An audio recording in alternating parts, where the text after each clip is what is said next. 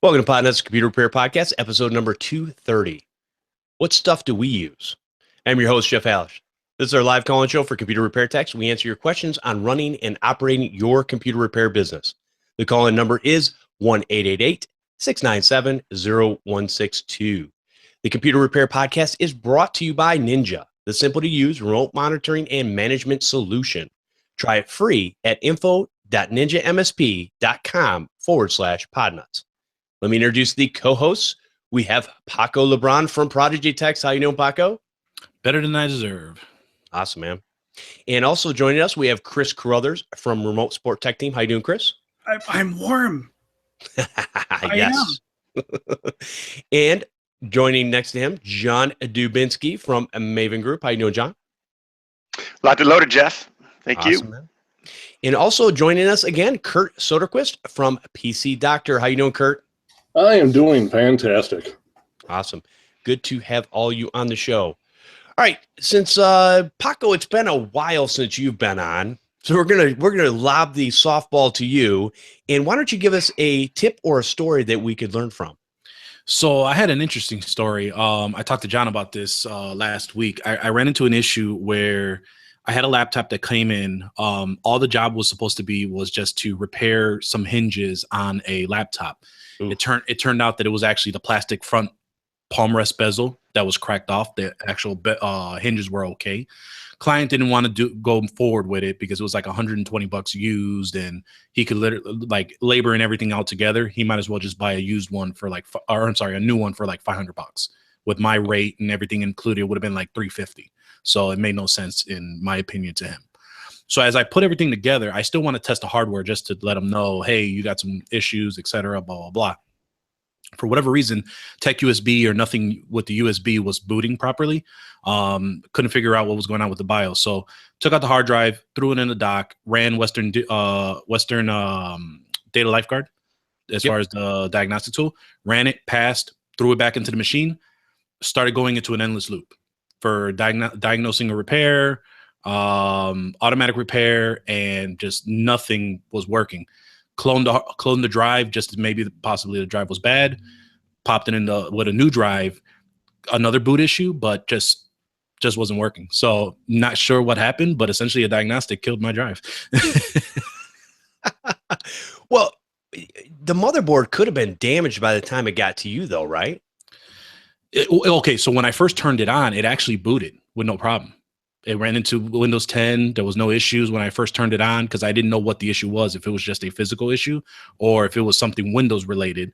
That's why I had to ask. I called the client just to confirm if it was just the hinges or if there was an actual Windows problem. And that's what it was, just a hinge issue. So it was working. And the only thing that was done was that diagnostic test with the Data Lifeguard program. Well, that's real weird because I've had two drives in this past week, both WDs, where I would get boot failures, either a specific blue screen that said, hey, I can't read the boot device, or just squirrely actions. I'd pull them out. I'd test the crap of them. They all test fine. I clone them to a different drive, stick that drive in, and it works fine. Right. So I don't know if something's going on or what, but it just seems odd to me.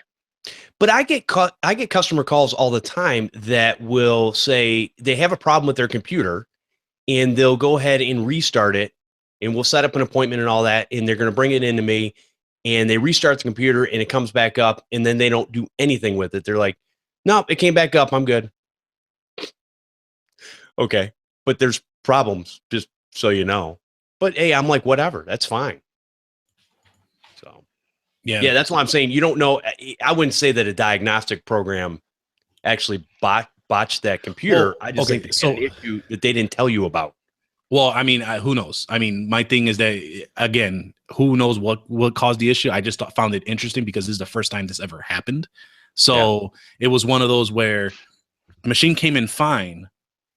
I literally just took the hard drive out, tested the memory, tested the hard drive, threw everything back together, and it just did that endless loop when it was booting properly before. Now, when I did do a snapshot of the hard drive to a new drive just for SAKs, just to determine if maybe the drive was bad or, for whatever reason.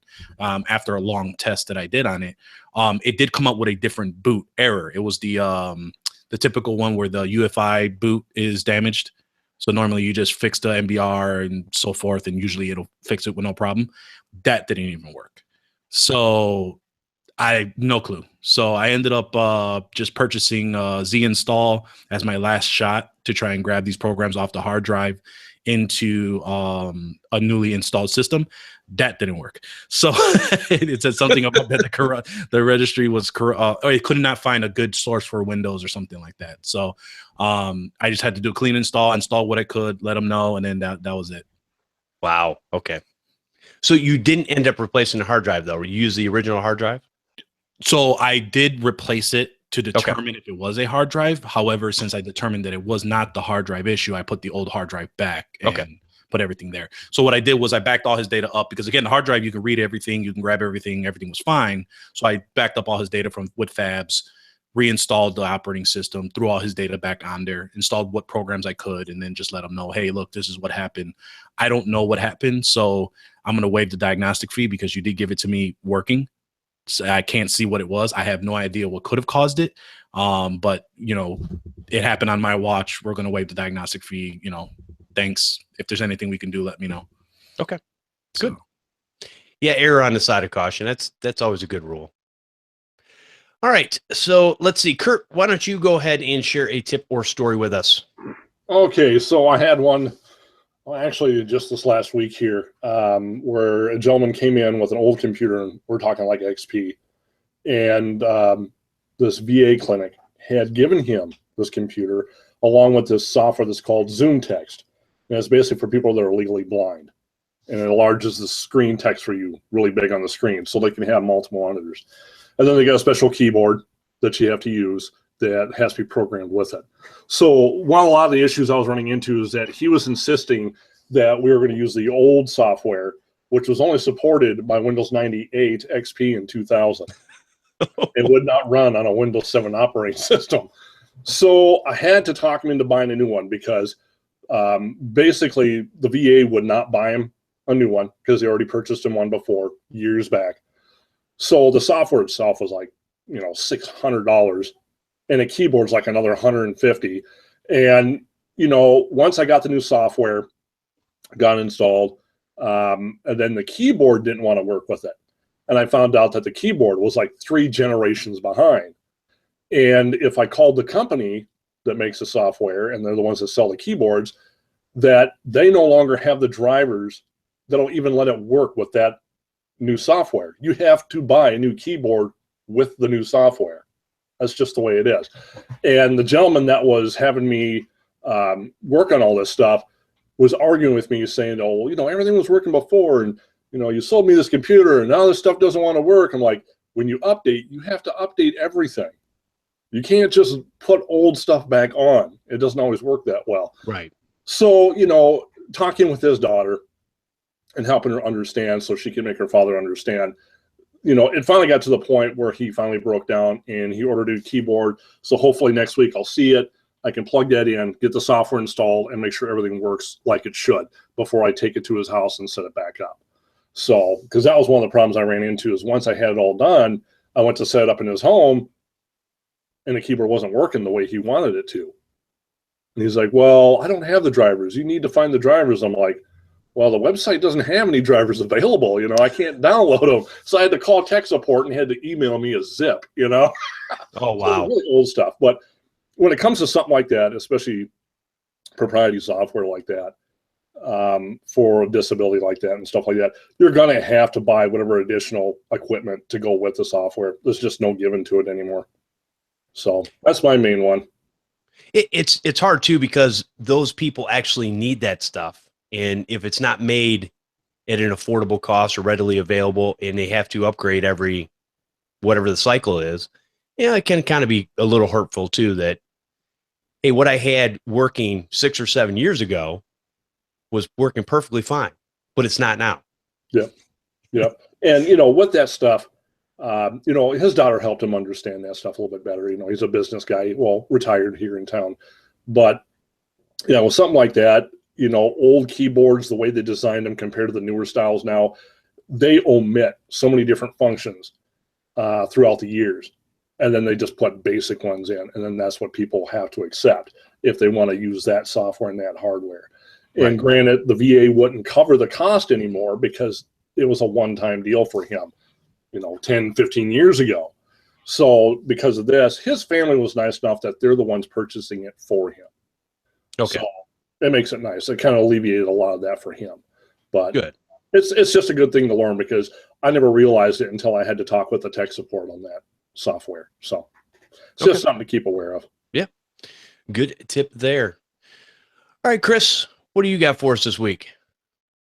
Sure. I have a story, and it's kind of a reminder to all of us that customer service is more than just, being nice to people. You need to understand that you don't know what somebody's situation is, and you're going to get blindsided sometimes.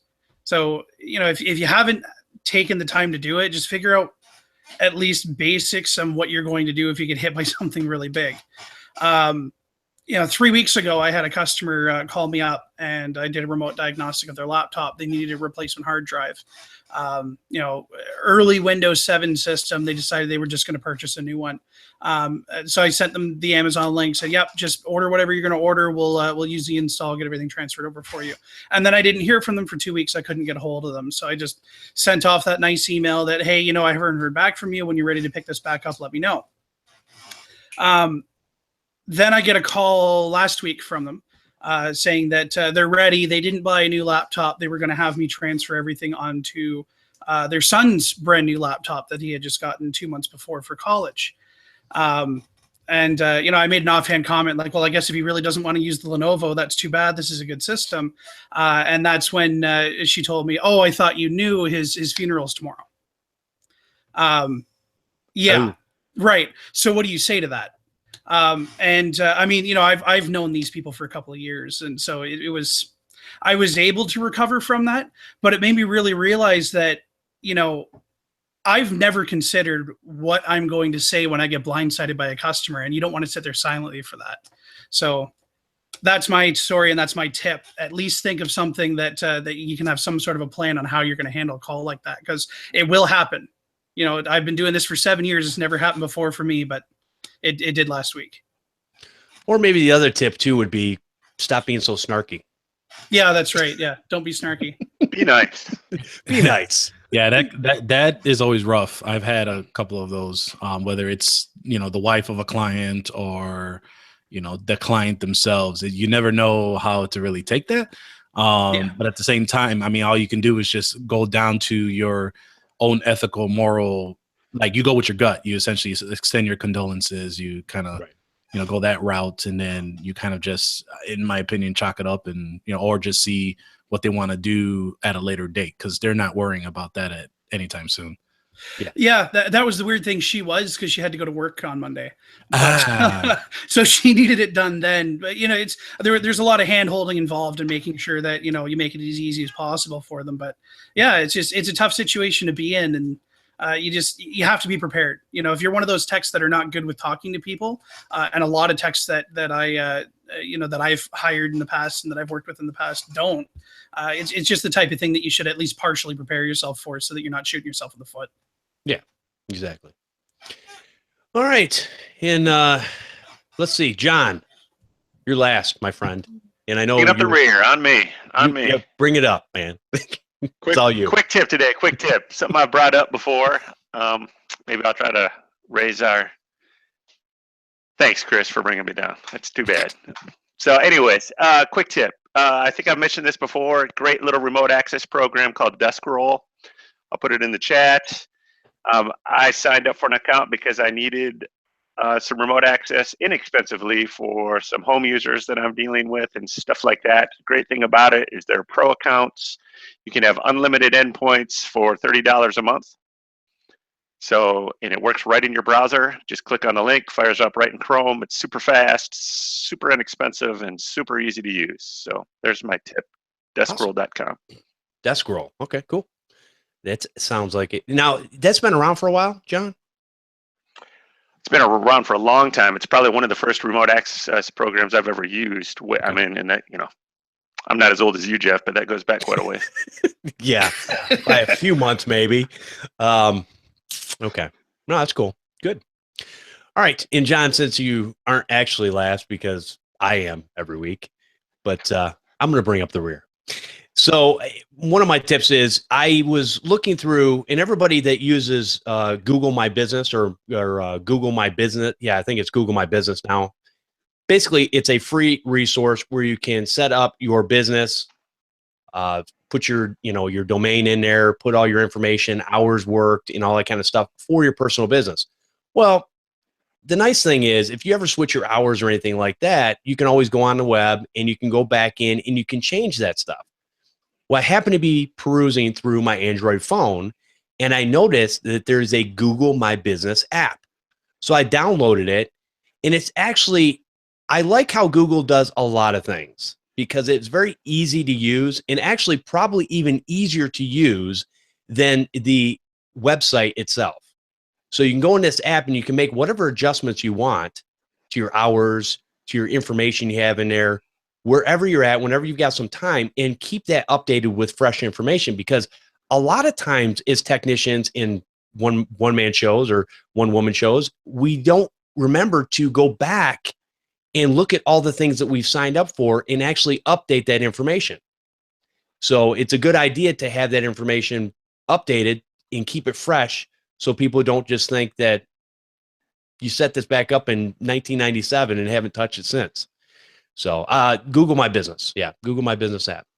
And then it's particularly really helpful when it comes to holiday hours as well. When people are yes, because you can make that switch so you can let people know. And a lot of people don't know this. I turned off Google AdWords. Not that there's anything wrong with Google AdWords. I was just trying to cut down on the amount of business that was coming in because of time constraints. And so people are still finding me on the web and through Google My Business or just regular organic search. And so having that information out there really helps with those. And it's free. 100%. There's a nice little Android app for it as well, if you didn't know, which works very well. That's why I don't know if there's an iOS app. Oh, I thought you were talking about just the page. I'm sorry. Oh, no. Yeah, there's an app for my Android phone. So, okay. Yeah, iOS, I don't know. Don't really care. I'm sorry. There is an iOS app, and it works equally as great as the Android app. So. I know most technicians carry iPhones. I get it. Sorry for them. Someone's getting really defensive over here. So anyways, one of the other things was I had talked probably a month ago, and John's called me out on this a couple times. And I said, I really want to get back into some sort of reading program.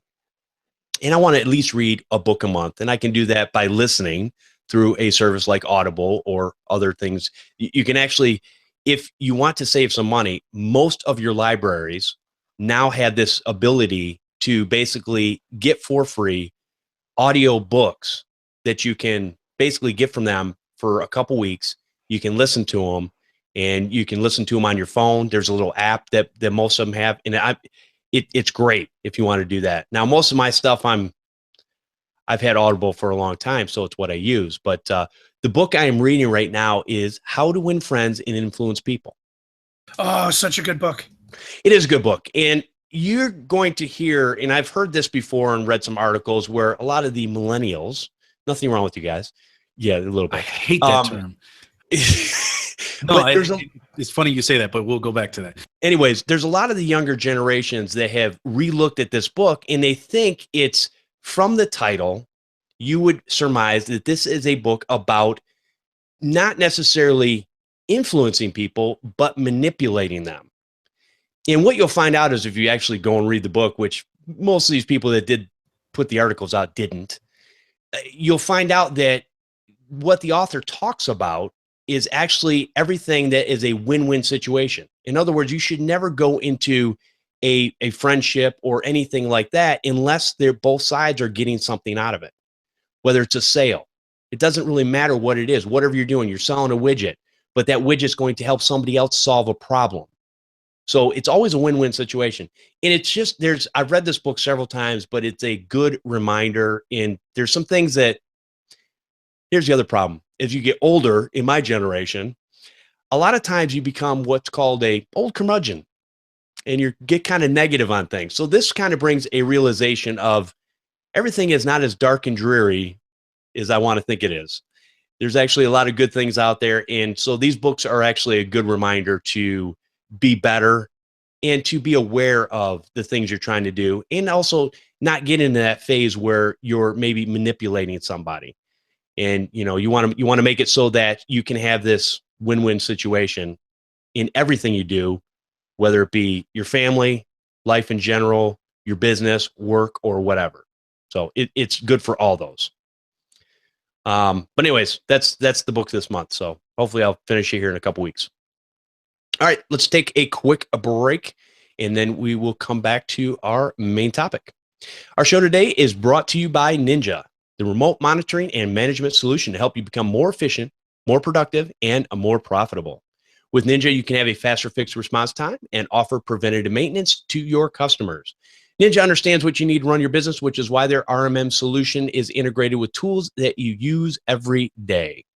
Ninja provides competitive pricing, patch management, antivirus, email, and SMS alerting. You can be up and running quickly with minimum training time. You have TeamViewer integration for that remote support. It's one solution for managed and non-managed clients alike. Network visibility inside the RMM. See what's going on in that network. Easy to read dashboards. I really enjoy that. Ninja is always adding new features. They have a powerful device search where you can create custom queries and export the list to show to your customers. Give them that information that you're actually doing something, even though it looks like you're not. So that's a good thing. And also an executive style report showing important system metrics such as health score, software added, removed, hardware changes, and TeamViewer connections. And that lets you know exactly what's going on in your business.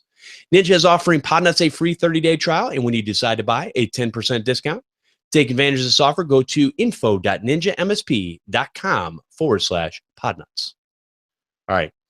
And before we get into our main topic, I'll go back and I'm going to talk to Paco.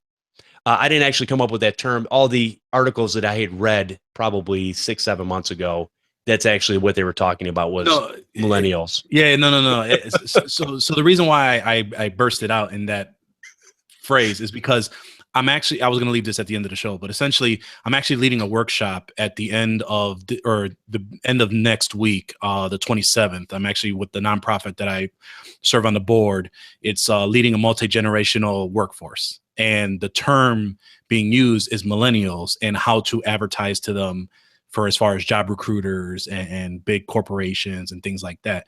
And one of my big things about it is, and I'm not sure what year, Chris, you were born, but as far as what they're doing is they're grouping millennials from 1980 to 2000. Okay, so he falls under my argument is our generation from 1980 to 1993, we were known as Gen Y. We were not known as millennials. Millennials didn't come out until 93 to 2000, and their ideas and methodology is a little bit different than ours because we are the last generation to be born from baby boomers. So we have a lot more old school tendency and traits than those in the later portion of what they grouped all 20 years of millennials. So every time I hear millennials and the stereotype, which is still wrong for a lot of the stereotypes for millennials, it really aggravates me because in that specific particular Gen Y area is a completely different animal. So that's why I bursted out. I was like, I hate that term because I was always known as a Gen Y and they're grouping us with millennials, which I get double the, age discrimination per se. Well, and here's the thing. So all this stuff that people will talk about each of these generations and the things that they're responsible or not responsible for. Yes, the reality is, and this is how life has been since the beginning of time. You cannot lump a whole group into one single group and have them all be the same. They're not going to be. Right. And so now you can look at trends and you can look at, vast majorities, and there are some truths to that, but you have to be able to get through all that to get to the idea that a person is a person and they're going to do what they want to do whenever they want to do it, however they want to do it. And if you can influence them to do it in a way that's going to be beneficial to whatever you're trying to do, then that's going to be a positive. So, and that's, again, this is, we talk about the book, How to Win Friends and Influence People. Right. And this ideology is nothing new. This ideology has been around for thousands and thousands of years. So when you look at that stuff, it's like, hey, all we're doing is just being reminded of how we can be better or how we can do things differently and understanding what we're working with. So. Right. And that's essentially what it is. I think there's so much money being invested on trying to attract the term millennials versus really looking at what is the culture of the business? What are they trying to get at? Who are they really trying to go for? Because money nowadays is not the end all be all. A lot of anyway, so I'm going more into the rabbit hole, but essentially that's what it is basically that term is being used so much lately. Like it's this siloed area that they need to really focus on, when in reality, it's a matter of who you're trying to get as a characteristic / culture to be attracted to whatever you're trying to do, whether it's hiring or trying to do some type of service or selling a product, so forth and so on. Now let's be honest about one thing here, though, and Jeff, you should probably keep this in mind while you're reading it. How to Win Friends and Influence People was written in 1936. So the ideals are still there. I mean, this book may as well have been around for 1,000 years, but the idea that they put forward in it is something that can easily be taken now. I don't really look at demographics the way that you guys are talking about, because to me, a computer is a computer is a computer. And at the end of the day, the only demographics I'm really worried about is the difference between residential and business clients, because those are the two mindsets that I'm going to look at. Generally, I don't wind up with younger clients because they don't want to pay the bill, right? So, we really need to, I think, just within our industry, unless you're going to really try to focus in on people trying to be pro gamers and doing those types of custom builds, you're not really going to worry about what generation somebody grew up in. Right. And back to your point, yeah, that book was written in 1936. And in the preface, he tells where he got a lot of the information, and he went back and looked at biographies of people in the past, different works of artists and all kinds of different people that throughout time, and read everything that they could, not just him, but he had an assistant that was also helping go through all that information. And so they put all this into a condensed version of what you can do in real life situations and how to use it. So I think that's where it's very beneficial. Absolutely. And if I'm not mistaken, the book was also used as a teaching tool in his lectures, because he did lecture quite a bit. That's where it started. Yes. Yeah. So it is a great read. If anybody hasn't read it, do it. I read it, I think 9 years ago now, and it made a pretty big difference on the way that I look at business, for sure. Jeff, you reading it or listening? It's the same thing. Not I'm with listening. all books. I'm listening to it. Yeah, it's the same thing. The only difference is, so podcasts I listen to at 2 times speed, and my books I listen to at 1 time speed. So that's the only difference. So because podcasts, there's a lot of fluff in between, so it's easy to kind of zip through them. Books, you kind of you want to think about the last sentence that was said. John, if it makes you, I was going to say something about this show, but I won't go there. Okay.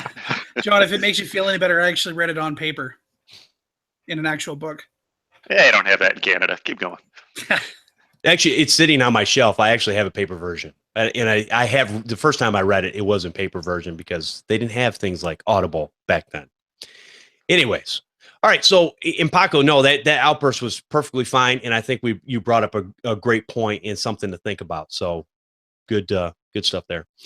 Okay. Let's see. So the main topic for today, we thought we'd take a little bit of a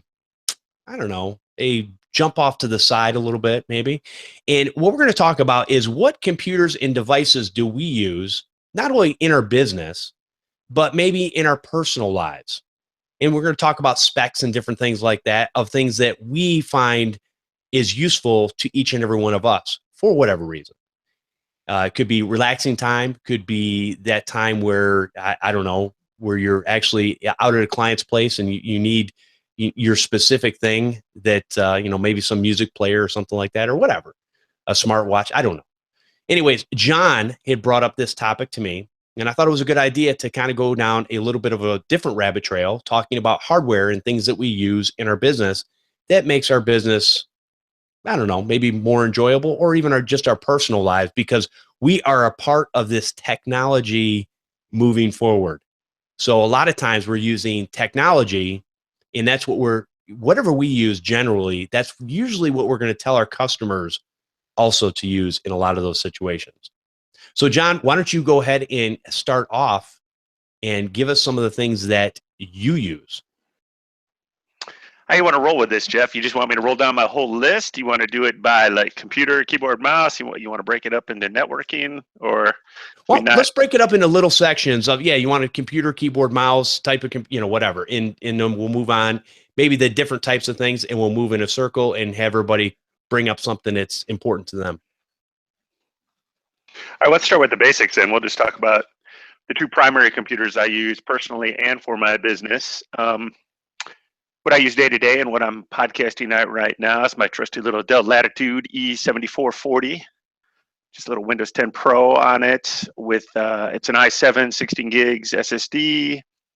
Not too fancy, nothing too special actually, but it's reliable. That's what I like about it. So it gets out of the way and lets me get my business done, which is important to me.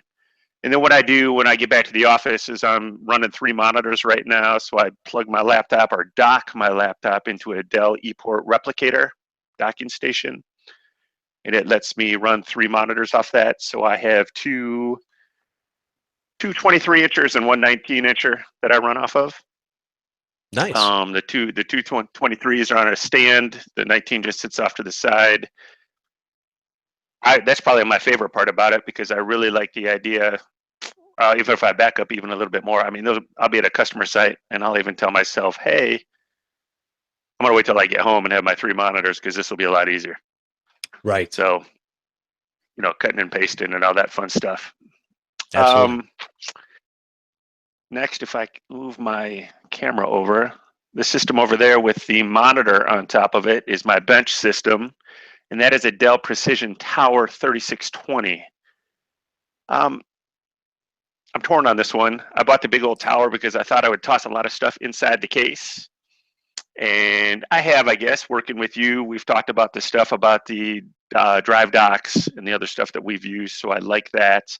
Sometimes I wish it was a littler machine and I might mount it underneath the table to get it out of the way. But again, I got that machine. It's got a Xeon processor, 16 gigs of RAM, terabyte SSD for some storage, actually 2 1 terabyte SSDs. Again, I got it because it's reliable, not because it's flashy. I just want to be able to get my work done and get it out of the way.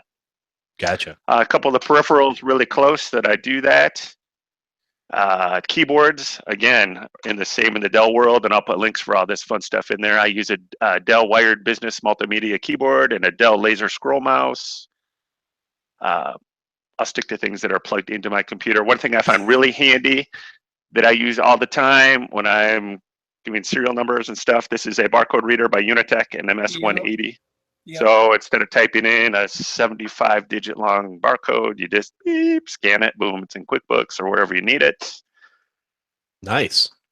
What I missed? Oh, my headset. I'm wearing a Logitech. Jeff and I picked this one out, actually. And the main reason I probably chose this Logitech over some others is everybody actually said it does actually go 300 feet from the base without losing connectivity. So basically, I can walk around my entire home with this just about, and it'll stay connected. Nice. Very good. So if we hear the line go dead, that's because you're taking care of some business? Yes. Or water running or a flush or something like that. Right. You bet. All right, Chris, why don't you go ahead and... oh, I'm sorry, John. Go ahead. No, that wraps it up. I'll wait till we move into stuff that maybe is not connected. Okay. Chris, how about you? All right. Well, I've talked about my my portable floppy and CD drives before, so we're not going to get into that. So I have my desk system and my portable system. The portable system is my Lenovo Yoga, 8 gigs of RAM, i5 processor. It goes all the way around, so it goes like a tablet. I got that before the first ChannelCon. Because I wanted something that I could go around with and that I could use in the plane pretty easily, and that that little thing has far exceeded my expectations. At home or in the office, I have a custom-built system, MSI board, MSI video card, 32 gigs of RAM, higher end i5 processor, liquid cooling. So yeah, I don't really have many issues doing what I need to do on here. Although I'm starting to run out of the 4 terabytes of hard drive space, so I might have to do a little bit of upgrade on that. What are you storing that you're using almost 4 terabytes? Call recordings, images, just anything that I need to store is on here. Wow. Yeah. So I do videos every week that are well over a gig, and I'm nowhere near I think about a terabyte right now. Sir, I don't think you understand how many phone calls that have gone through these lines that I have recorded, but they take up a pretty decent amount of space, I'll tell you. Wow. Very interesting. Cool. Now, that yoga, do you actually use it in tablet form? It depends on what I'm using it for. So if I have a virus removal going on and I have a scan running, then I'll have it in tent mode sitting on the table while I'm dealing with whatever else I'm dealing with. I have used it in tablet form using the Instant House Call Windows 10 app, and that's worked really well. But you know, I'm a mouse and keyboard guy, so if I don't need to use it in tablet form, I won't. Gotcha. Okay. Interesting. Yeah, I looked at those and I had almost thought about getting one at one point, but I was like, how often would I actually flip the screen around and put it in a tablet mode and carry this big, heavy device? I didn't see it. Well, when was the last time you were on a plane? Oh, it's been a while. Been a long while. Next time you go on a plane, you're going to want that extra space. You know, I mean, that was a big thing for me, right? Is being able to work on the plane itself. So that came really in handy. Dude, I don't work on a plane. If I'm on a plane, I'm sleeping because that's like the only time I get sleep. I'm sorry. You keep telling me that I work too hard, and I got to listen sometime and take the Jeff route. Yep. Yeah. Plug in my earphones and I'm good to go. All right. Very good. All right, Curt, what about you?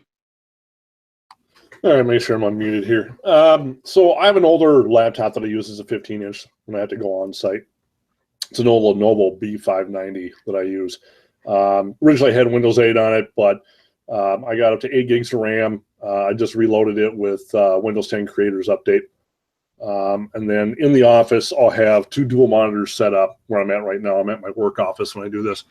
I got 2 monitors set up, and then I have a Lenovo M73 that has 8 gigs of RAM. It's a quad-core i7 that I use in order to do my bench work here. And then I got a separate one that I do if I have to hook up external drives in order to do cloning or any kind of cleaning for viruses or anything like that. And then I have one up in the front. That's another one, same thing. It's an M73 Lenovo, 8 gigs of RAM, i7, right up in the front for my QuickBooks that I remote into the server, take care of clients when they pay for their product and stuff like that. So that's pretty much what I have right here in the office. I don't need a whole lot, but it works good for what I need it for just being a one-man shop. So. Oh yeah, that's a lot. What you have is a lot more than what the average person has. So that's okay. A lot of stuff right there. All right, so let's see, Paco, what do you got? For me traveling, I have a Lenovo ThinkPad T440. Used that for last 2-3 years. I'm actually might be having to not replace it. Essentially, I might give that to my assistant and upgrade because her T420 is starting to be on the fritz.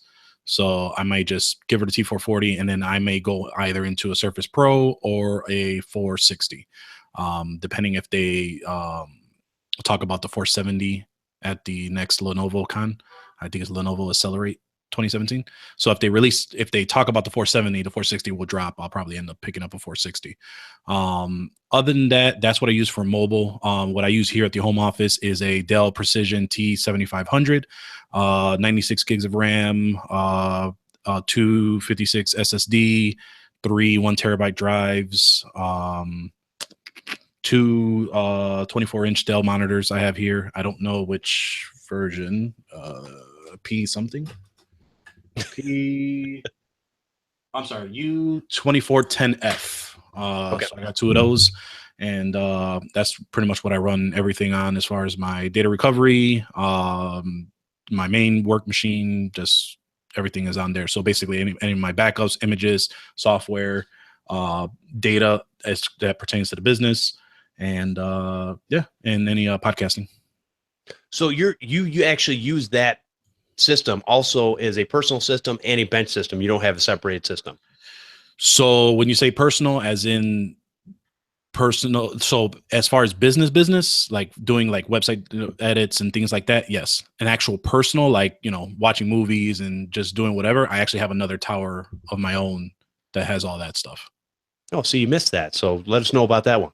Oh, so that's a custom build, Core i7, 3rd gen, 16 gigs of RAM, another 256 SSD, and two terabyte drives in that one with a Blu-ray drive. Okay. No. So. Now, you actually watch Blu-rays on that? Yes. Okay, that's good. Mm-hmm. I have a Blu-ray drive, and I never watched a Blu-ray yet. So I've been doing a lot more trainings. So a lot of sales trainings and things like that. They come out with like the DVDs or the Blu-ray versions of all their series. So okay. I'll do that, rip it onto the desktop if I need to. Gotcha. Very cool. Mm-hmm. All right. Okay, so I guess we're down to me, huh?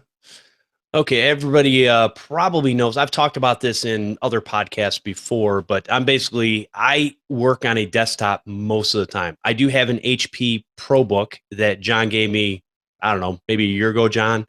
It was an older used one. It had Windows 7 on it. I upgraded it to Windows 10.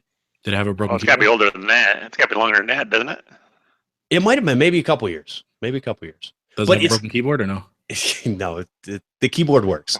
So in that thing, that doesn't mean it's not broken. Well, here's the thing. So that thing barely wanted to come apart when I wanted to switch the hard drive out. So it was kind of a little interesting getting in there, but everything works fine on it. So I don't really use a laptop. Even when I go on site, I carry it with me. I have yet to whip it out of my bag. It just sits there. I'm like, because usually I'm using a whatever workstation I have wherever I'm working. I can remote in, work with switches, routers, all that kind of stuff. So it's not really that big a deal. But just in case, maybe you need it. Maybe I need to use my Wi-Fi hotspot on my Android phone to connect to the internet to get some information. So I have it there. I just don't use it. And I don't really travel on a plane a whole lot, so I really don't find a need for a tablet or a laptop in most cases. So most of the time, what I'm sitting in front of right now is where I do all my work. And basically, I have it's a Core i7, 6-core, 32 gigs of RAM, 980 Ti, NVIDIA video card. Just not it works for what I need it for. And it also plays games, movies, streaming, all that kind of stuff. I have a 30-inch monitor, 28-inch monitor, and a 22-inch monitor. And I also have next to that, I have an Intel NUC, which I got from last year's Channel Pro. And I've got 16 gigs of RAM in that. I've got a 256 gig SSD Samsung, one of the M2 variants. And that thing just basically is for a secondary computer, which I have a hanging monitor, which is 24 inches. And that's where I keep my Skype for taking phone calls. I have my the chat room so I can see what's going on, even though most of the time I can't pay attention because you got to run the show. So it's never that I'm ignoring you guys. It's just that there's a lot of stuff going on. So I've got all that stuff there. And then behind me, I actually have a bench system that's got an AMD A10 with 16 gigs of RAM, no video card, because I wanted to leave it as clean and dry as possible.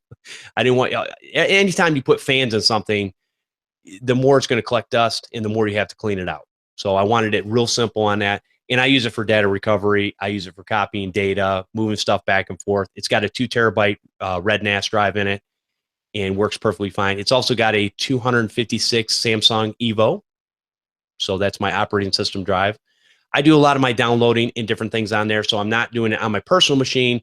If I'm downloading files from like GE Geek Toolkit or updating any of my softwares that I use, that's where I do all that stuff. So it can run in the background where it's not bothering me and I don't have multiple things running. And then behind that, I actually have my old system, which I will use the monitor for plugging in other desktops. And basically, it's an old Core i7 920. It's got 32 gigs of RAM. It actually has no SSD because I ran out of SSDs. It has a spinning drive in it for the operating system drive. And there also is, I did put another drive in there with Ubuntu on it. So if I ever need my Linux variant, I can go in there and do that, which I rarely do. But if it's needed, it's already there and ready to go, which is nice. So that's a lot of the stuff that I use. Like I said, not really. I have a Nexus 7 tablet that my kids love. I never really use. Sorry, you don't have an SSD in there because you ran out? Yeah, I was moving drives around and I only had 2 SSDs, and so one's in my main system and one's in my bench system. You know you can buy more, right? Yeah, I know. It's just, Okay. but I rarely use that system. So yeah, I'll probably get a couple smaller SSDs and maybe put the operating systems on there, but just hasn't been a priority because that system really hardly ever turns on. Yeah, you call up Western Digital. I think they'll make you one. Well, you had 10, didn't you, John? Well, I should have told that story. Oh, yeah, go ahead and tell that story. That was funny. Well, I just ordered, what were they, 512 gigabyte SSDs, Western Digital. I ordered one, and Amazon kindly sent me 10. And I was nice enough to call them and return 9 of them. John's a super honest guy. Yeah, peace out. All right. Okay, so John, moving on, what other types of things do you have in your life? Well, let's see. In the office here, all my other monitors I run, and probably the monitors I would buy personally moving forward would be the Asus branded monitors. I've had great luck. That's what I deploy to all my customers, the corporate level.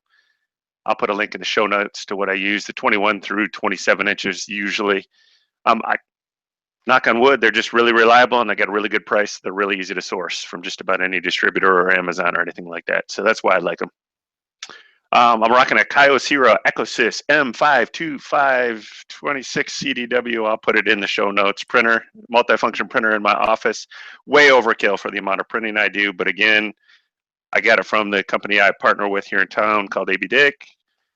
They do all my managed printing when I do that for a customer. So I like to kind of show off or be able to say that, hey, I use what I recommend. So plus it's ultra reliable, just don't have any problems. So that's great.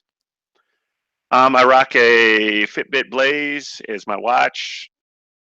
Probably use it more for the notifications and all that than the fitness stuff, but I like it because I only have to charge it once a week. I've gone through several of the Android watches. I liked most of them, but I really wanted more waterproof and I hated charging it every night. I rock a Nexus 6P for my phone right now. I'm keeping my eye on the Nokia 6, which is going to be released soon.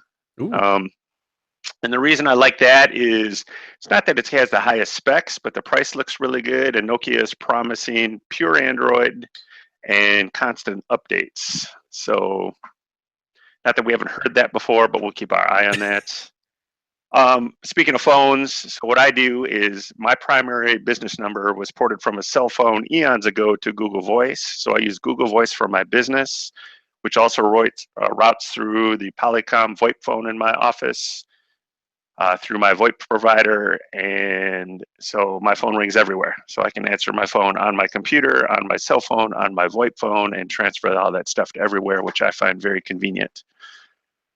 And I'll have links to all that gear in the show notes when we do that. Okay. Does that kind of hit all the personal stuff sitting around you? Everything that I see right now. All right. Chris, how about you? Let's go to some extra peripherals. And you might need to unmute yourself just to Control D.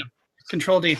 All right. Well, I can't really turn the camera around to show you. So I have a Logitech camera. I'll have to get the model number for it, but I bought it at the time because it was the HD cheap camera, like $80, which is cheap in Canada. Canada. You just said Canada. Yeah, I did say Canada. I wanted to see if you'd catch it. John will recognize the Fitbit there. Oh, look at that! I took my face out of the camera, so I got rid of it. So I have the Fitbit as well, which I haven't been wearing actually. Now that I'm realizing that, I don't know why I haven't been friended yet for step counts and challenges. Actually, I'm pretty sure that we have been friended together, so that makes me a little bit more upset that you don't remember that I'm on there. Yeah, you go find me. Barcode scanners are unbelievably helpful, especially if you're looking up warranties for hard drives. We wound up doing a lot of hard drive replacements, and it's nice to be able to just scan the barcode real quick, see if that works out. When I'm selling hard drives and I'm installing them or other parts, it makes it nice and easy to put it into QuickBooks so that we can track the warranties on those and make sure that the customer's not just, putting a different hard drive in there and trying to claim a warranty on it. It's never happened, but there's always going to be that one customer out there somewhere. We use Dropbox for file sharing, keeping in mind that Dropbox isn't a backup. But since we use Ring Central for our phones, Ring Central will automatically upload all the recordings into Dropbox so that we can access them. So that's a nice setup. What else? I've got an iPad because eventually I had to get an Apple product, I guess. So that when I'm on the go and I need to take quick payments, if I'm going to be using Square, then I've got that for it. When we were looking at doing home automation and home alarm systems, all of the software that the manufacturers put out was also just for iPad only, but that entire thing fell through. We decided not to do that. What else? I have a Samsung. What kind of phone is this? I don't know. It's a Samsung S6 Edge Plus. Yeah, S6 Edge Plus. And of course, I've got the Samsung 3D goggles to show off to people because, when you really want to do something in 3D, it's nice to have something to clip your phone into, I guess. There you go. Yeah. Cool. All right. How about you, Curt? There we go. I'm having trouble here today. I got issues. So basically what I have is, I love Samsung products, especially when it comes to TVs and stuff. Absolutely dislike their phones. I don't like their UI at all. I use an HTC 10. I've had a lot of good luck with HTC. I'm waiting to see what they're going to come out with next for the new model. Let's see what else. My monitors are nothing fantastic right now. I just have like two 23-inch Dells that I've had from years back. They work. They serve their purpose. They serve the purpose I need. Eventually, I'll probably get bigger ones, but right now, this is good enough for me. Let's see. I don't know what else there really is. How about printers? Do you have printers? Oh, yeah. So I have one printer. Basically, that's the only purpose it is, printing. No faxing, nothing like that. It's a HP LaserJet. So okay. It comes in really handy for me without having to deal with the inkjet. The cartridges last a long time when you're just printing stuff out, and I can stretch out almost a year. Wow. So I do pretty good. So, but otherwise, yeah, for a printer, that's pretty good. I'll take that with me when I buy the business here. Most of this equipment I will. I don't think I have anything else really besides just the phone. Eventually, I want to get into like the Square system, like Chris was talking about, to plug into the phone, running off an app when I'm doing something for a service call at like, especially residential. Whereas business, I can just give them net 15 or whatever. And then I think that's pretty much it. I have a laser reader in order to tag my merchandise. So I basically put it in the system, create it, use the UPC symbol. That way I have something that looks a little bit more professional, because with me being in the size of town I am, when I buy this business, I'm still going to keep a storefront, because that's the only way this really works in this town. So I'll still keep that because it gives it a nice clean look. It's professional looking, and someone buys something, I just zap it with the gun, brings up the price in QuickBooks for me, and just run it through. So that's a really nice device to have right there. Plus I got a label maker for everything. The label maker is nice. So can I actually on that? Can I ask you something? Yep.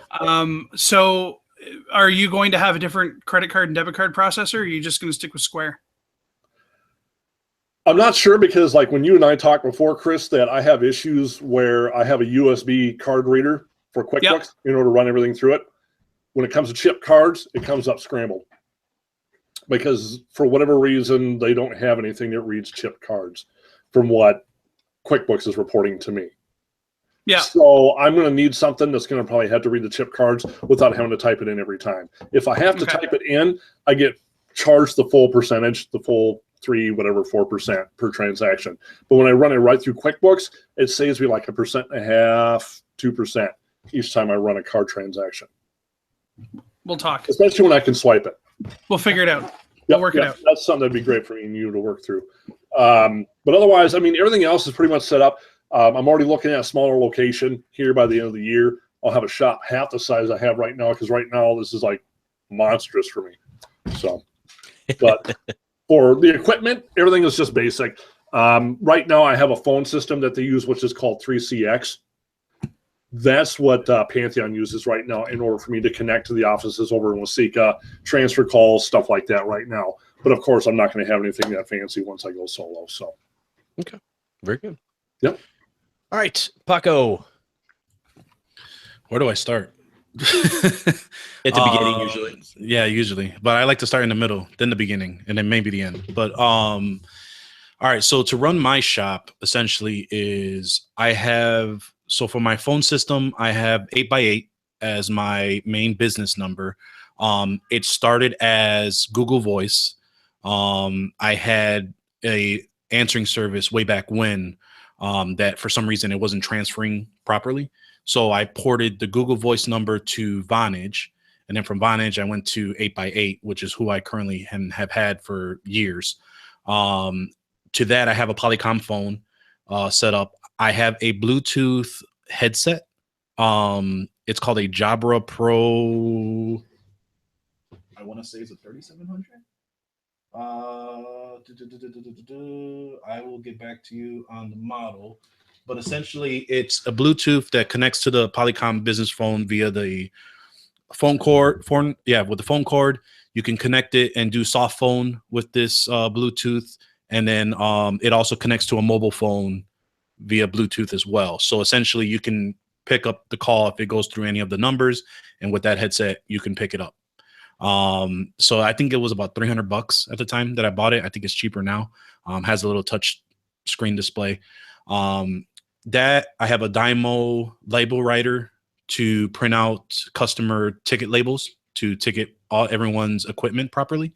I've had the issue where if I have the same type of laptop that comes in, like 2-3 Dells, and I need to tag their power cords, because I had the problem one time where I switched power cords and didn't remember who was whose. So I used the Dymo label writer with Repair Shopper to print out those labels and get that all set up for that. As far as payment processing, I use Vantiv through Repair Shopper. I used to use PayPal here many moons ago, and I used to use many other processors through, let's say, I used Square at one point. I used Amazon when Amazon had a card reader product before, but I kind of just landed with Vantiv because I can do everything through the invoicing system. So when I go mobile, when I go to someone's on-site residence, I actually just have an iPad with LTE connection, and I just pull up their invoice, sign the charges, and then I just run their card, typing it in right there. And it's the same standard rate as if they were to pay the invoice by clicking the link electronically. So I run it there, it's paid, they sign the invoice right there, agreeing to the charges, and then I go ahead and send it out to their email. So it says the invoice is paid. That's essentially their receipt. So that's kind of how I have all that set up. Podcasting, I have an ATR USB 2000. You were the one that helped. 2100. Yeah, 2100. You helped me get this mic for podcasting. I had the default tripod holder before, and then I had an arm, but the arm kept coming loose because it just wasn't staying on properly. So I finally just got a stand mount. It was like $5 or $10 for two of them, and a shock mount to hold it along with it. And then I just have a Logitech C270 webcam. Nothing big. I think I picked it up refurb for $30 because it was a lot better than what I had before. Because I was running my Lenovo ThinkPad as my main machine before I got the Dell. So I would dock that and connect it to my other monitors to kind of do my work from there. Other than that, I have a iPhone 6s for personal calls. I have a Android Nexus 5X for my business phone calls. So I have two separate plans. I have an AT&T business plan along with an AT&T personal. That may change. I may actually just port my business number into 8x8. So if anyone wants to call my extension directly, that'll be the number they'll reach, and it'll ring my personal cell phone. Currently figuring out if it makes sense for me to have 2 phones, because it's starting to become a pain to carry 2 phones. So, but having iOS and Android, it helps out with other troubleshooting issues as well, including other things like for clients that have issues with a particular one. I'm not guessing how something is working versus actually using or trying to run through the tasks of that and replicating their navigation to get to the issue. Okay. Other than that, what else did we talk about? We talked about phones. We talked about what was running the office. I have an Epson Workforce 633 that does all my scanning and stuff, because since I'm at a virtual office, they don't have a tablet really there or a PC for a client to really check in. So unless they do it pre-hand, I have them fill out a work order form from the Technical Business Kit. And then I just kind of scan that signature into the into Repair Shopper. I am playing with HelloSign and trying to digitize that work order form so that they can kind of fill it out online and have the signature right then and there. Still playing with the workflow on that one because I'm really trying to aim for customer experience just for the fact that it's a virtual office. So it's not technically a full-fledged office with my people and it's not a storefront technically. So, right. Yeah, other than that, I recently upgraded to a Anker USB 3.0 SATA portable adapter from my old one that was an IDE one. I bought it for like $27 during Christmas, or I should say I got it as a gift for $27 at Christmas, but it's now $10 on Amazon right now. It's a USB 3.0 to SATA portable adapter. It does not need any type of power. It'll actually power via the USB 3.0 cable. So I bring that around now versus the other one that had a huge adapter, the adapters for the SATA with the Molexes, and you had to bring a SATA cable to plug into it and so forth and so on. So this helped eliminate a lot of stuff as well. Paco, you got a link for that? I sure do. I actually have it in front of me. Okay. So put that in our show notes. I'll add that. Absolutely, sir. Thank you. So yeah, so that's pretty much a lot of the gist of what I have that I can look at. And then just a regular run-of-the-mill Logitech keyboard. I have a Mad Catz Rat mouse. The 5 and the 3, the 5 on my personal machine and the 3 on my personal machine. Or I'm sorry, on my business machine. Okay, cool. All right, so I have, as far as my printer, I have an Epson Workforce 4540, and the reason I bought that printer, I have been through several printers. I know a lot of techs love HP. I absolutely hate HP printers.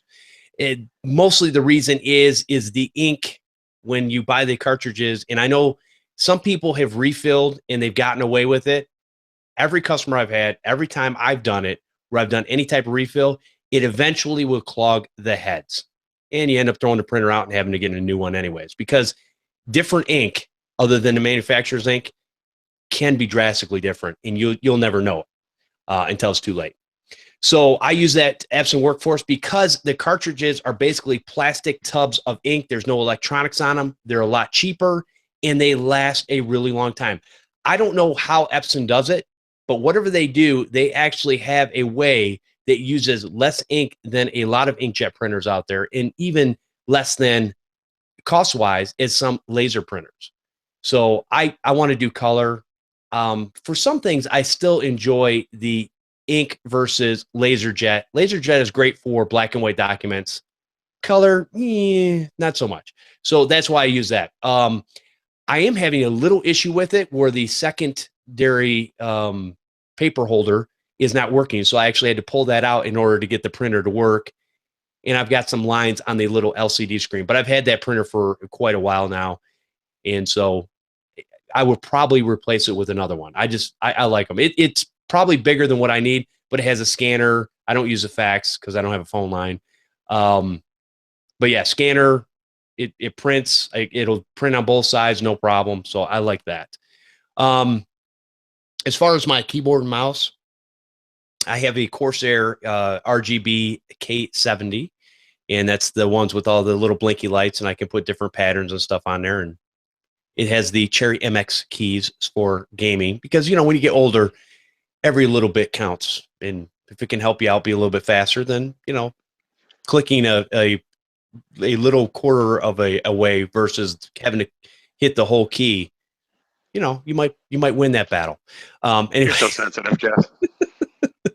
I have the Corsair K65 mouse RGB, and that's a great mouse. They're both wired. I did wireless for years and went back to wired. Wired is so much faster and so much more reliable, and I don't have to ever replace the batteries, which is nice. And then as far as my other computers, what I've got for my bench machine and even for my Intel Nook is the Logitech, and I think this is a K400R. And what's nice about it is you can actually put it with a cute little mouse and run both the mouse, and it also has the mouse pad on the keyboard. But I use the Logitech unifying technology on both my bench machine because I prefer a mouse versus doing that touchpad thing. So, but I have the ability to do both. So I've got it on my bench machine behind me. I've got another K400R, and then on my Intel Nook here. Samsung Galaxy S7 Edge is the phone that I use, only because there was a deal on it at the time. I actually don't mind Samsung so much. This phone works better than any phone I've ever had thus far. And here's the thing with phones. Here's what I've seen over time. I've owned every different one from HTCs, LGs, and all the different variants in between. Phones are good for about a period of 2 years. After 2 years, all bets are off of whether that thing's going to work properly or not. And so really, I think it's by design partially, but I think that really in order to get a new experience, especially when they're moving up the operating system and putting many more things on there, you want something that's going to work a little bit better. So I don't know that there's a best phone out there. I know that every time I bought a new phone, the experience is better than the phone I had last time. This phone does everything I needed to do. It is my personal computer in my pocket that I carry with me all the time. I use a Square reader when I'm out on site, and I can swipe the credit card. Boom, no problem. I get paid, goes directly into my account. If I send you an invoice through Repair Shopper, then you are going to have the opportunity to either use, I have it tied into Stripe, so you can process it that way by using a credit card, or if you have a PayPal account, you can also use a PayPal account and pay that invoice either way. Some of my customers do one or the other. It just depends. Mostly probably credit card, but every once in a while people want to do PayPal. Let's see. And as far as, I've talked about the stuff that I have as far as, Hi-O PR40 for my recording mic, Roland R-5 for a external recorder. Then I use the software that came with my PreSonus, what is it, a 16 something or other. And that does everything that I needed to do as far as a hardware mixer. But the nice thing about the PreSonus is it gives me a software mixer that I have on one of my screens, which is nice to have 3 screens. And then it also gives you a piece of recording software that I can click, and it records the different tracks there. So that's what I use here. Logitech C920 camera, webcam. Those are pretty much the standard that a lot of people have nowadays that are doing any type of webcasting or whatnot. So it's fine. It works good. I've had no problems with it. Yeah, other than that, a Sony smartwatch. I think this is the 3. Again, got it from my good friend John there. But one of the things I do actually use the watch for is a lot of times when I'm at work, I don't actually wear it during the work day because I work on lathes and mills and all kinds of things that could basically rip my hands and fingers off. So what I'll do is I actually wear it at night, and I use it for the sleep tracking. I like the notifications. I like that if I'm logging into an account on a new computer, like a Microsoft account or a Google account, my authenticator will come up on the watch, and I just have to tap it. Boom, I'm in. I don't have to open my phone. I don't have to grab my phone. It works flawlessly for that. But as far as for the sleep tracking, it lets me know what type of sleep I'm getting, and I can tell, hey, am I going to bed on time? My wife kind of laughs because it tells me when to go to bed. Now, I don't always follow that, but it's nice to know. So, I try to get at least 7 hours sleep a night, because quite honestly, if you don't, you're going to go to an early grave. There's just no way around it. As you get older, you're going to understand that, 8 hours probably would be too much for me, but 7 is like that sweet spot where I need 7 at your age. Jeez, you need like 9, don't you? I'll try to remember that in 10 years. It's funny because I lived on 4 hours sleep until I hit age 40. As soon as I hit 40, I was a mess most of the time. So never mind, 15 years in. There you go. You got time. So anyways, I think that's pretty much covers it. As far as now, I will say this. One of the things we did kind of talk about a couple weeks ago, I think, as far as hardware, I'm eating my own dog food. So I am using the Arachnus router. I have an Arachnus access point, which I will tell you hands down. I don't know what these things cost normally. What are they? A couple $100 a piece, I think our cost, John. Anyways, you can sell them for like $300. Anyways, they are well worth the cost. It blows away any consumer router I've ever had in my home. It's easy to use. It's set up. I actually like having the separated devices. If my Wi-Fi goes down, I can replace that. If the router goes down, I can replace that. I have several business switches in here, just 8-port gigabit switches. I'm going to put a smart switch so I can take my network and actually when I'm plugging in customers' computers, it will segment it off my network separately, and it won't actually be able to touch any of the computers that are on the network here. So, which I really like. So those are hands down the best money I've spent. And I would always buy. I never bought. Well, back in the beginning, I would buy $50 routers, and I got away from that. And I would buy minimum $200 for consumer grade routers. And a lot of times it was still. Sometimes they work great. Sometimes they don't. I think the lifespan on a router, I'm going to say, is probably around the 4-year mark max. And here's why I say that. Because usually at about 4 years, that's the time when I'm unplugging the router and plugging it back in once or twice a week. Then it gets to 3-4 times a week. And then it gets to the point, and I usually do that for about a year till I get so frustrated that I go buy another one. Don't do that to yourself. If your router or access point starts going bad, your Wi-Fi, whatever is not working, just replace the unit. You will save yourself so much time and so much headaches that it will be worth it. So that's my advice on that. But yeah, and the nice thing is I can use it. I sell it to my customers. They use it. And I know it backwards and forwards, which is nice. So. All right, John, what else we got? Anything else we can cover? No, my networking list is about the same as yours. Probably the only place I'm different is I use a Calyptix AE1200 is my UTM/routing device. Open mesh for my wireless. Arachnus switches all over my office. So same deal. Cool. If I didn't need the UTM stuff, I would definitely use that Arachnus router. So I think that's a great, solid small business choice. Period. Yep. And to be honest with you, John was kind of laughing about this. He what'd you do? You sent me a Hangout message the other day, and he says, what would you consider a good consumer grade router? And I sent back, I said, Arachnus. And he said, he goes, no, smarty pants. He goes, I want a consumer grade. I said, to be honest with you, I'll never go back to a consumer grade router. There's just no point.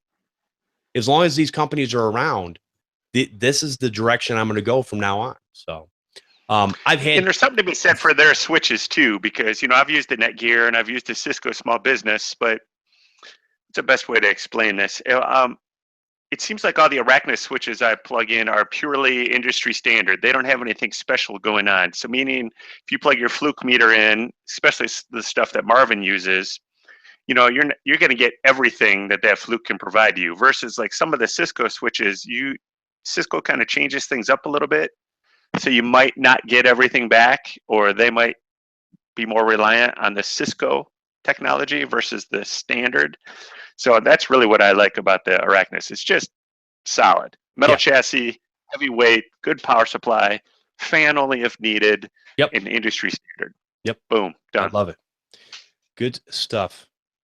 All right, so let's go around and we'll end, I think, with the networking equipment. Chris, what do you got? What are you rocking there? Your control D shortcut sucks so much. Is there something wrong with my D? I don't know. Okay, so I have the Nighthawk. Let me see if I can get the. Oh, is that the Asus or Netgear? No, Netgear. No, Netgear. Okay.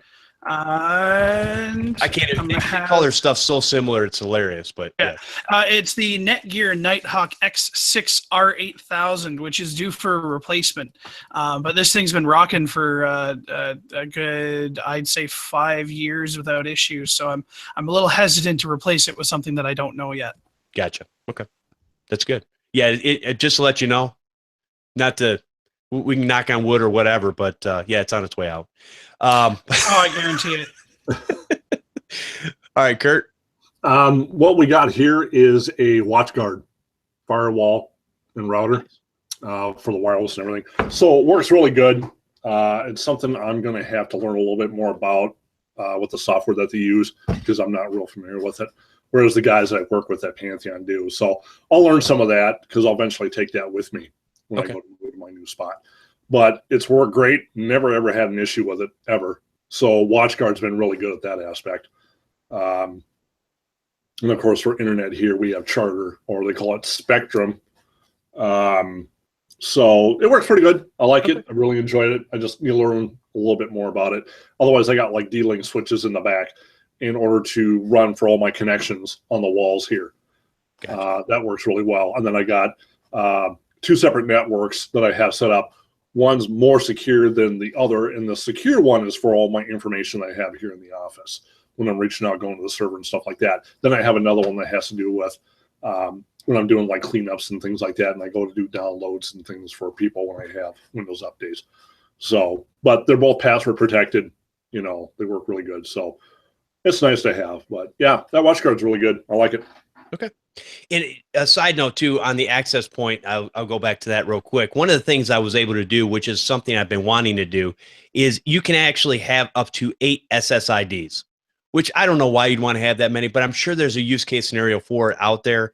But what's nice is the guest network, the 5 gigahertz guest network, I took and basically put all my IoT devices on there, Internet of Things. I know I hate 3-letter acronyms. So I put that on, I put those devices on there, and then I was able to turn off the SSID where it's no longer going out there and showing what the SSID for that particular network is. And then it doesn't touch any of the internal network stuff either, because there's a little check mark for that. So it's all real easy to do, and it works really nice. I set up my devices, shut the SSID off, and now it's separated. So that was really good. All right, Paco. I have a currently, which I will be replacing with an Arachnus and Open Mesh router / access point. But currently I'm on an Asus RT-AC68U. My router took a crap probably a couple months ago. So I needed something fast. So I picked this up along with 2 power lines, gigabit ones. I forgot the model of them. TP-Link something or other. And then I'm running a TP-Link switch as well. I was a real big fan of TP-Link until stuff started just kind of just going out. Previously, I had an AC1200, which was like their C9. Didn't last as I had hoped for. And then the switch is now starting to give me some problems as well. So I'm just going to end up doing a whole overhaul of everything. But that's kind of what I was using so far. And the power lines are working decently. I think the switch is just around that time. Gotcha. That's a good point too. I didn't think about that. Yeah, I use the D-Link power lines, and I've had those since I've been in this house. So they're 2011. And the reason is I didn't want to go and run cable through the walls. I was not going to do that. So I use a power line adapter to get to my kids' rooms, to my stereo equipment, TV, and all that kind of stuff downstairs. I was doing it via Wi-Fi, but then I was having some issues with the connection, streaming, and all that kind of stuff. Well, it was actually my router that was having issues. I just didn't realize it at the time.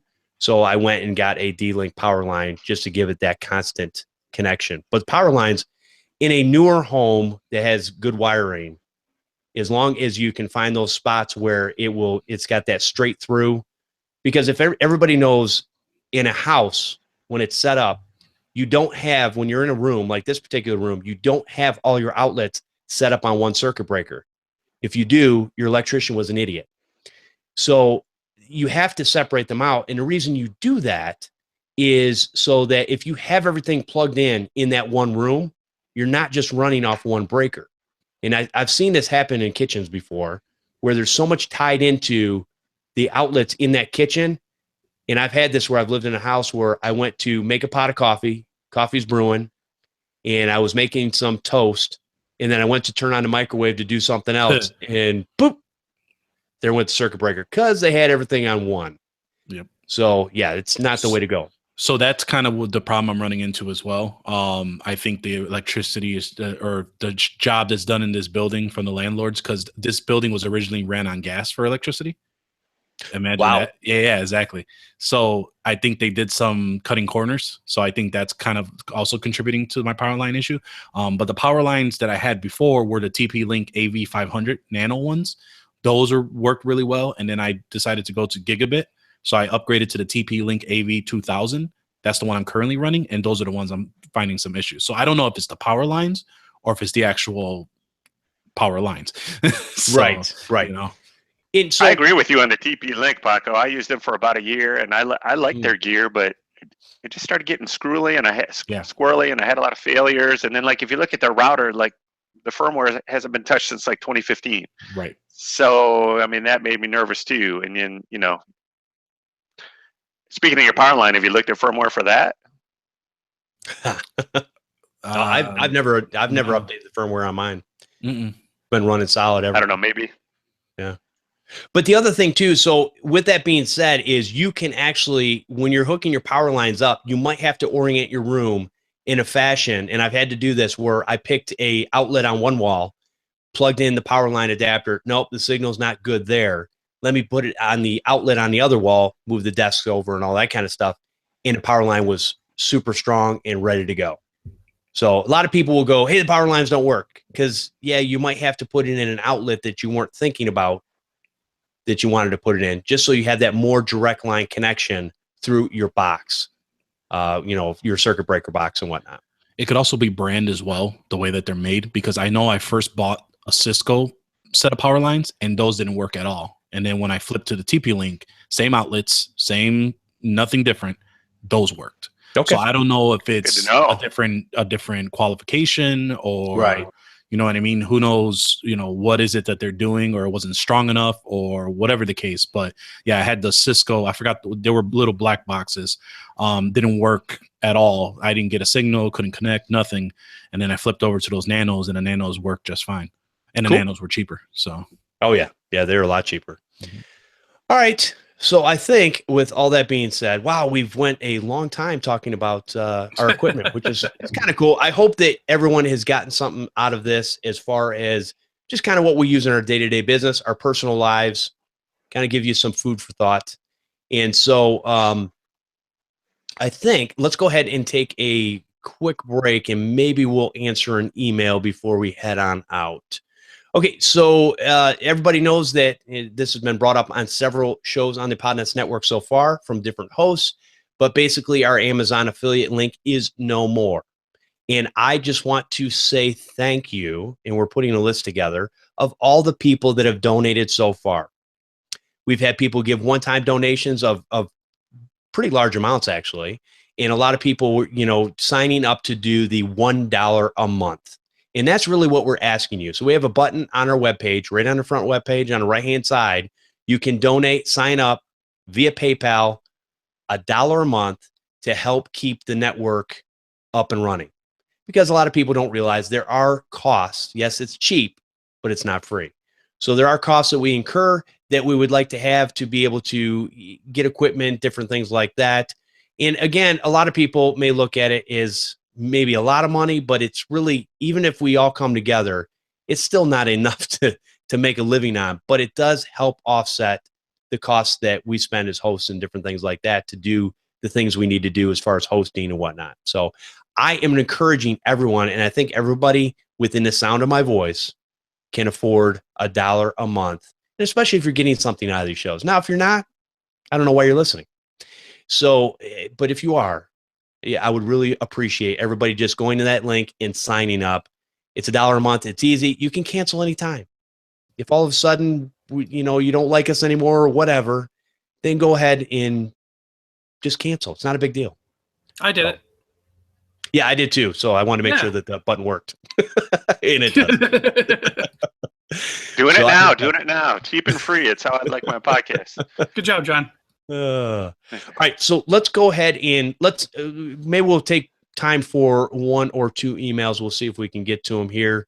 I would say the phone lines are open, but I don't think we're going to open them at this point. Just because it's so late in the day. So let's go ahead and see what we've got for emails, because I know it's been a couple weeks and people have continued to send in emails, which we really appreciate. So this is from Jonathan Sirsaw. He says, hello again. I have a question. And this goes back to, he was talking about, he was having some issues with his tablet, but it goes a little further. He said, it started with my Insignia Windows 8 tablet, and now I'm seeing it on my family's laptop and my dad's Asus Transformer tablet. And for those who don't remember, he couldn't update. His Windows 8-inch tablet came with Windows 8 or 8.1. He tried to upgrade to 10 and started having all kinds of issues.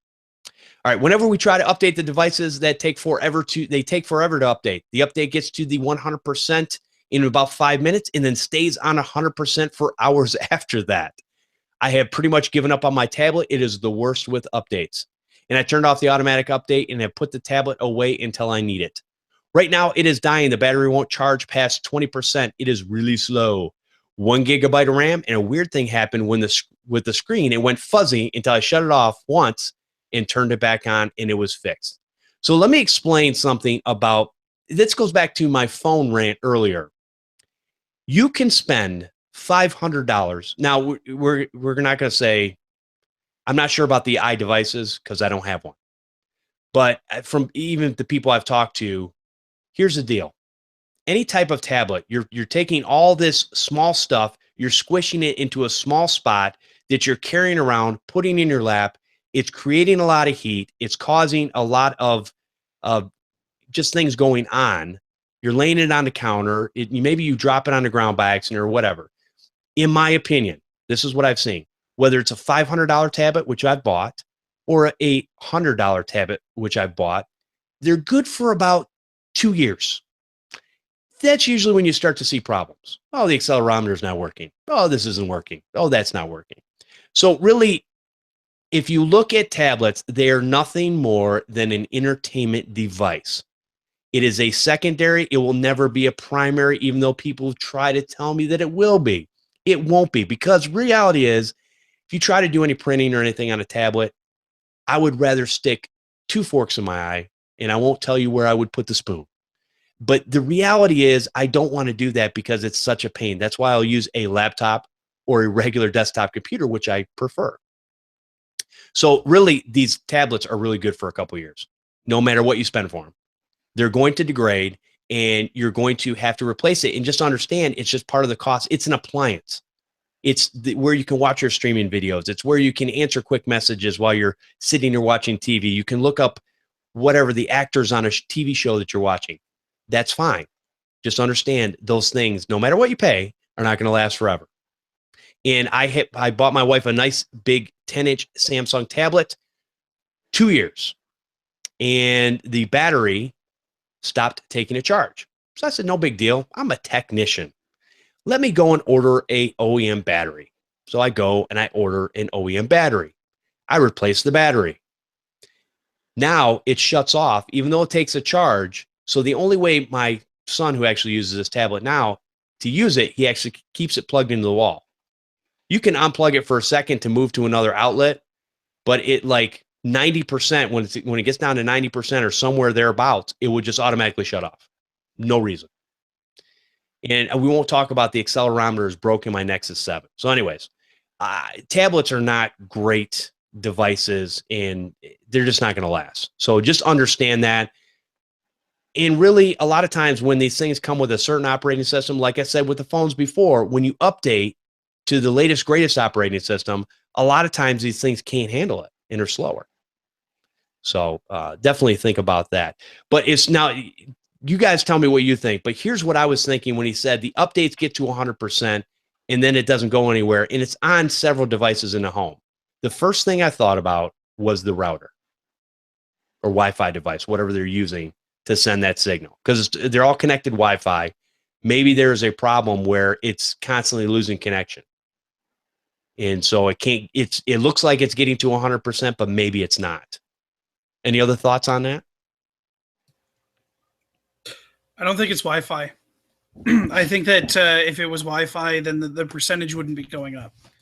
So you're probably looking at more of an issue with needing to reload the operating system than you would be with, But remember, we're talking about 3 devices. We're talking about a laptop and 2 tablets. I get that. I get that. But that doesn't to me make sense to be a Wi-Fi problem. You want to switch out the router and find out, fine. But that doesn't come across to me like a Wi-Fi problem if it's sticking at 100%. Okay. Interesting. So you're saying that all 3 systems are corrupted and need to be reloaded. Well, I'm saying that it is probably I'm saying that more than likely they had some sort of an update at some point that probably did corrupt on the way down, and that it could have originally been caused by a network issue. But I don't think that the persistent problem can be fixed by trying to troubleshoot the Wi-Fi. Gotcha. Okay. I would have to agree with Chris. It sounds like it's to me it's either I know, right?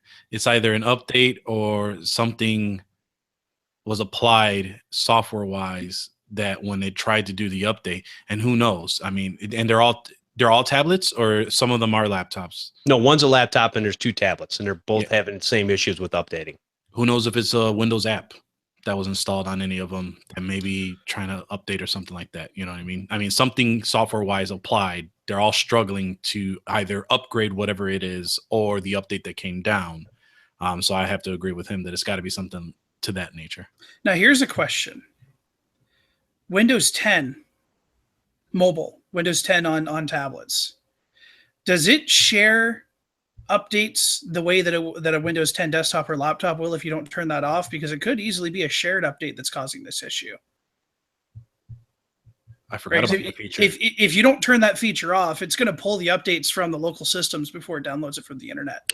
So if that's a good point. I totally forgot about that. Yeah, no. If you hit Express Settings, that will be set up to actually share the update across the platform. I would check that. Yeah. I don't know if it affects tablets. I'm going to be honest because I haven't looked that far into it. I hate Surface Pros. So, that's that. But, it's an idea. Well, and again, we're not. So we're talking about check that settings, and then I'd run a disk cleanup and delete all the updates that are downloaded already, which you can do if you do a system cleanup under disk cleanup, and then start from scratch. Now, see what happens. Yeah, I was going to say the devices themselves. I'm not sure about the tablets because there was the RT version, which was I guess, quote unquote mobile version, but then there's the regular versions that I think run the same. I'm not really. Yeah, all sure. the Windows tablets I have deployed all run Windows. Period. Yeah, right. Windows 10. Right. Okay. It's just Windows. Right. Okay. All right. Unless you have a phone or an RT. Gotcha. Okay. Okay. So if it's not RT, then chances are it's going to be trying to do the sharing, because who doesn't hit Express Settings that aren't on this panel? Right, guys? Right. Correct. Who doesn't what? I said, Sure. we're not all hitting Express Settings on this panel, are we? Absolutely. I hit Express Settings hit it every single time. Easy. Absolutely. Why wouldn't you? Privacy. You sit there and go through. Oh, privacy. Wait, are you telling? Are you telling me that the Canadian? Wait. Hold on. Let me get my tinfoil hat. Tinfoil hat. Hold on. One sec. Are you telling me that the Canadian is the only one on here that actively goes through and disables all of that crap? Pretty much. Yeah, pretty much. Yeah. What happened to security strong Americans there? Why am I the only one doing it? Okay. Yeah, you want me? Come get me. I'm right here. Okay. We put an antivirus on. Well, that doesn't stop all the information that Microsoft is, Who cares? It's all telemetry data anyway. It's the same thing as with any other device. I mean, everybody picks on Microsoft just because it's more exposed. Your Google phone's doing the exact same thing. Exactly. So is your even worse. It's just not exposed. Every 100% I get that because it's actually exposed. Okay. All right. I withdraw my statement. All right, Jonathan, I hope that does help you. And I think hopefully you can try that. Maybe if it is a shared update. I think Chris has hit the nail on the head, though, because that is one setting that I actually do. I do go in and turn that off manually after I hit the express settings. Okay. So, but the rest of them I really don't care about. It's like, yeah, whatever. Makes my life easier. I don't. You know what the nice thing is when whoever's advertising to me, I let them have my data and let them know what I'm interested in, because I never get advertisements for things like tampons because I'm not interested in tampons, right? So I get things that I'm interested in. It could be a mixer, it could be a drone, it could be whatever. And maybe I've already bought it. It doesn't matter. It's still cool to look at. Can you explain to me then why all of the advertisements I get are in French? Well, you're Canadian. Right, because we have such a huge French-speaking population in Barrie. Sorry, that was sarcasm for those of you who don't know. All right, I think we have gone far and long enough. Let's see. Let me go back here. I think we're going to end the show off. We have many more emails, but we will get to those in next week. So I want to, if you guys want to have your questions answered on the air, then send an email to podnutz@podnutz.com or leave a voicemail at 1-888-697-0162, and we will play it on the show. Also, one last thing before we get out of here, I want to remind everybody about the DC Unconvention 2017 in Washington, D.C., September 16th and 17th. It's an IT conference for techs and business owners, reimagined. Learn from fellow techs and business owners. Get business strategies that work in the real world. Discover new tech. If you're an owner, operator in managed services, IT consulting, and or a break-fix tech, this is the place for you. Get your hotel and tickets now. Only 100 tickets available. Go to unconvention.io. And I think the early bird rate ends at the end of this month. So you guys want to get those tickets for $199? Go get them, because they will go up after that. Jump on it. Jump on it. All right. So let's see. Paco, why don't you give us one lasting thought and tell people where they can find you at and what's going on with you? Always be kind.